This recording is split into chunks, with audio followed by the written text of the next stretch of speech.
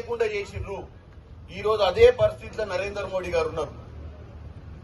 ఎక్కడైతే పార్లమెంట్ మీద దాడి జరిగితే దాడి ఎందుకైంది, మీ బీజేపీ పార్లమెంట్ సభ్యుడు ఎందుకు గైడ్ లైన్స్ ఫాలో కాలేదు, పాసులు ఎవరికి ఇచ్చిర్రు, ఎవరు వచ్చిర్రు, ఎందుకు దాడులు జరిగినాయి అనే దాని మీద చర్చ చేయబోతే 4 నెలలను 3 నెలలను ఎన్నికలున్నాయి. ఈ చర్చ చేయడం వల్ల మాకు నష్టం జరుగుతున్న ఉద్దేశంతో 146 మంది ఎంపీలను సస్పెండ్ చేసి బయటికి పంపించడం జరిగింది. అంటే మనం ఎక్కడున్నాం? మనం ఉంది ప్రజాస్వామ్యంలో ప్రజలు ఎన్నుకొని పార్లమెంట్ సభ్యులను పార్లమెంటుకు పంపించి వాళ్ళ కోసం అక్కడ పోరాడతారని తెలుసుకొని వాళ్ళు పంపిస్తే వీళ్ళు ఇక్కడ ఏం చేస్తున్నారంటే వాళ్ళకు నచ్చిన అంశాలు తప్ప, వాళ్ళకు నచ్చిన విషయాలు తప్ప, వాళ్ళకు నచ్చిన బిల్లులు తప్ప వేరేవి ఏవి పాస్ కాకుండా అందరు సభ్యుల్ని బయటికి పంపించడం జరిగింది.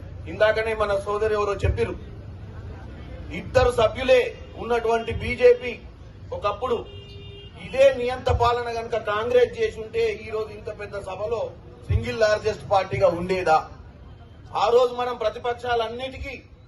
ప్రతిపక్షాలన్నిటికీ మనం ముఖ్య పాత్రగా వాళ్ళు ప్రజల కోసం పోరాటం చేయాలని చెప్పి మనం ఎవరు వచ్చినా మర్యాద ఇచ్చి వాళ్ళకు ఒక సమయం ఇచ్చి వాళ్ళు మనం తప్పులు చేస్తే కూడా వాళ్ళు నిలదీసినప్పుడు సమాధానం ఇచ్చినటువంటి కాంగ్రెస్ పార్టీ.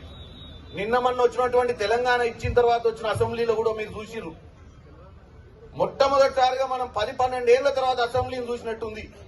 ఒక ప్రతిపక్షం ఉంది, ఒక రూలింగ్ పార్టీ ఉంది, ఒక ప్రశ్న ఉంది, ఒక సమాధానం ఉంది.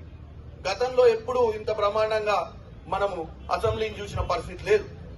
కాబట్టి నేను ఒక్కడే చెప్తున్నా, నరేంద్ర మోడీ గారు ఇక్కడ నియంతగా ఉండి ఇక్కడ ప్రజలను మోసం చేసి 9.5 ఏళ్లు నియంత పాలన చేసి రాజులా వ్యవహారం చేసిన వ్యక్తికి ఏం గుణపాఠం ఇక్కడ తెలంగాణ ప్రజలు చెప్పిర్రో నువ్వు చేసేటువంటి కార్యక్రమాలకు కూడా రానున్న రోజు జరిగే ఎన్నికలల్లా నిన్ను కూడా తరిమి కొడతారని చెప్పి తెలియజేస్తూ ఈ సమయం ఇచ్చినందుకు అందరికీ కృతజ్ఞతలు తెలియజేస్తాను.